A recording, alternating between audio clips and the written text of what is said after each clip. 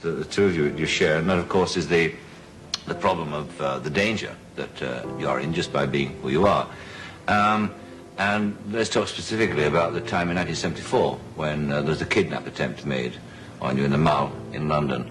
Can you tell me, tell us exactly what happened and your memories of that day? It'll sound very disjointed and probably different, but the essence of the operation was this car overtook us and stopped. This was going up the Mall, what, 8 o'clock, 9 o'clock? 8 o'clock night, I suppose. And it was fairly empty. And the Mall isn't all that well lit either. And we were sort of more or less in the middle. And it pulled up a bit quick, and so the chap just stopped to avoid it. And this man got out of his car, ran back, and the policeman got out of his car, and he walked round the back of the car. And when he came round the back of the car, he realised that this man had a gun. And he shot. There was an exchange of shots, and the policeman got off one shot, which I'm convinced came through the back window of the car, because that all hit me on the back of the head, and that was a good start. And then unbeknownst to us, his gun jammed, so that he became useless, and he was also quite seriously wounded at that stage. And then the chauffeur tried to get out, and he got shot. But my problem is, and I'm not sure quite which order all these things happened, but the chauffeur, when he went to get out of the car, he was shot. And he stayed in the car, and then he opened the door, and we had a sort of discussion about where or where not we were going to go. What did you say? What do you remember the discussion? I mean, what did he say? Well, he said I had to go with him. Can't remember why. I don't think you really gave a reason why. No, perhaps not. But you were quite obstinate about it. I said I didn't think I wanted to go. Thank you very much. I was scrupulously polite, because I thought it was silly to be too rude at that stage of the game. And we had a fairly low-key discussion about the fact that I wasn't going to go anywhere. And wouldn't it be much better if you just went away and we'd all forget about it? Which was, as it turned out, wishful thinking. And this discussion went on a little bit.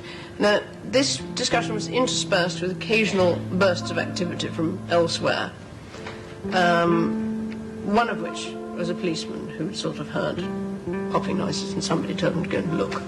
And he wandered over and literally tapped this man on the shoulder, because I don't think he realised it was gunshots. And he got shot, wounded, not fortunately seriously. And then we went back to having this rather sort of tedious discussion about not going anywhere. There was a member of the public that came to have a look as well. Well, there was, on my side of the car, there was a gentleman who'd obviously been walking down the far side of the Mall. And he walked all the way across the road, and he looked in through the window, and he went, so it is. And he turned around and he walked all the way down. Went off down the Mall. And I may not be right about the time scale, but that's just like a sort of photograph. I can see him doing it. And then off he went. And then it got slightly rougher, didn't it, at one stage, because we did, in fact, when he shot the policeman, we managed to close the door. And eventually got the door back open again. He got the door back open, but in the process of getting the door back open, the back of my dress split from top to... all the shoulders went out of it. And that was his most dangerous moment.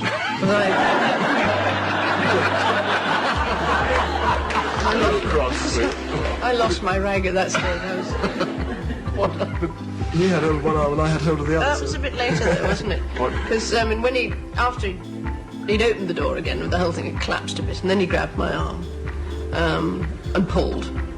Unfortunately, well, I don't know whether it was me holding on to him or him holding on to me, but anyway, we maintained the status quo for a bit. Because I wasn't going anywhere, put it that way. And then, at this stage, my policeman had managed to get back into the car from the other side. My lady in waiting had left. We told her to get out, and she did quite quickly. In fact, she was going to pick up the policeman's gun, but some bossy lady standing on the side told her not to touch it. Fierce tone. So anyway, the policeman got back in, and he joined in the fray, and got shot again for his pains. And then somehow we all ended up on the floor. And I was lying, yes, flat on my back on the floor of the car, and you were basically sort of half on top. And that was just how we'd ended up after this tug of war, and the whole thing rather sort of collapsed and heaved.